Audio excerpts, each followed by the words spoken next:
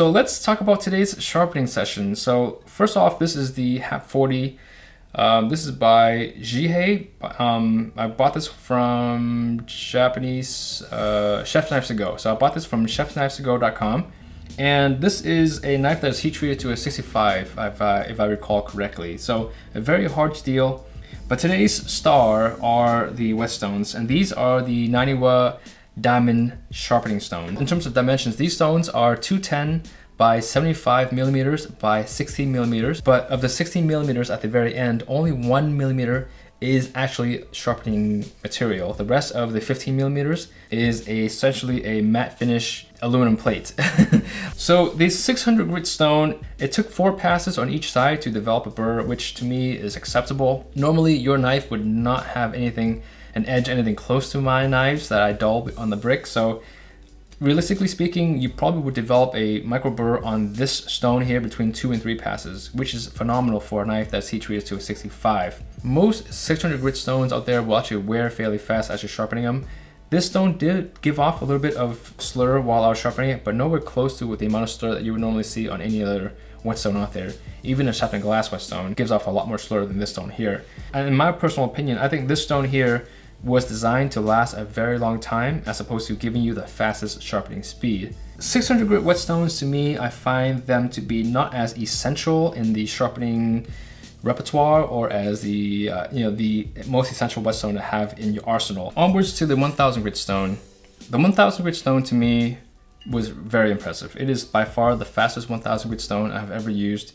It developed a burr on both sides of the knife with 2 passes each. So load up typically happens when a stone is relatively porous and the metal debris that's left over from the knife will kind of seep itself into the stone. There is no load up at all here. If you look really carefully with some reflection, you might see some shiny particles on this, but that's really nothing to worry about. And so you're gonna have some load up to some degree. Every knife will give off materials, and every stone, unless it's a metal plate or a glass plate, will absorb some material.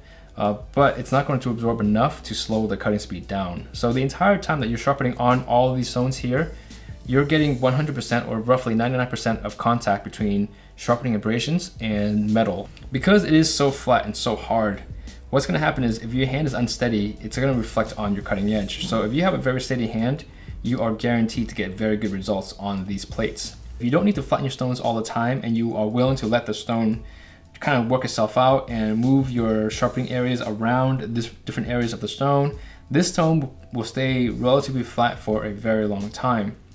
I can't really think of any of the stones that compare to this. The closest stone I can think of is the Trocera 800 in terms of raw speed and performance.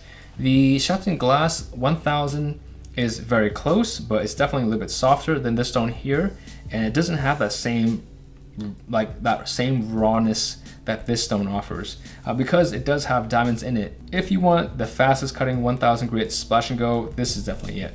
So the 3000 grit stone was a stone that I was most interested about because I love the Trocera 3000. That was my whetstone of the year in 2017. This stone here is definitely in contention for 2018 whetstone of the year. It is amazing, super fast sharpening. It has that same quality of sharpening and polishing as the Trocera 3000, but even faster. If you're looking to buy one or the other, you really have to look at what you're gonna be doing. If you're doing mostly chef's knives, the Trocera 3000 will be a great stone, and you wanna always have the most perfect flat plane, and that you wanna have a flattened plate to make that plane possible. But if you want the best cutting stone, the fastest cutting stone, and which gives you a semi-mirror polish, and you don't need to flatten it all the time, I think this would be a perfect stone for that. All right, so here is the 6000. The 6000 is a very decent stone. I really have nothing bad to say about this stone. It's very predictable. It has a very nice finish. It's very flat.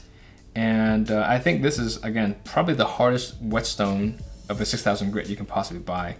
Do I recommend all of these stones for people who are looking to buy a new set of whetstones? I would say the 6000 grit whetstone is probably a stone that you get if you really want it, because there are plenty of other whetstones out there at the 6000 grit level that will give you the exact same finish quality in the same polish, but you have a lot more space to work with. Now for a 6000 grit whetstone, because you're only polishing, and when for me polishing simply means, or stropping, you go one stroke per side, you're not gonna be wearing the 6000 grit side down very often. So if you have the finances, that's fine. You know, if you're gonna choose between these stones here and you can only afford one of them, I would say between the 1000 and the 3000 would be the way to go. The 600 is very nice, but definitely not as essential as the 1000 or the 3000 in my opinion. It's a very nice stone to have if you are looking to buy these stones here and you want to add to that. So if your knives are heat treated from a 63 or below, lines like the Choceras, the Professionals, the Suhiro Sirax, and the sharpened glass stones will do for you what these stones will do for a 65 and 66 Rockwell knife.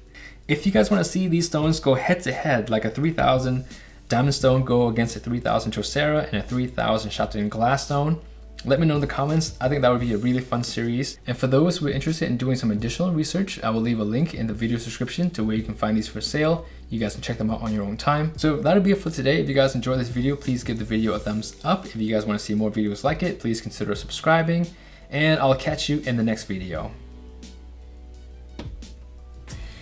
142. That's pretty impressive. Let's see if I can get that again.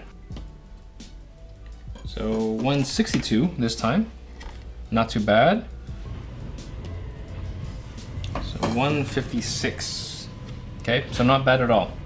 So if you guys aren't familiar with the Edge On Up PT50A, it's simply a scale that I use, or that is actually made to measure the cut force that's required to cut a filament on a very high precision scale. So I'll leave a link in the video description to the PT50A if you guys want to just read up on it. It's a really cool device. I don't recommend you buying it if you are just a home sharpener, unless you are just a really big enthusiast or hobbyist that want to see how sharp your knives can get.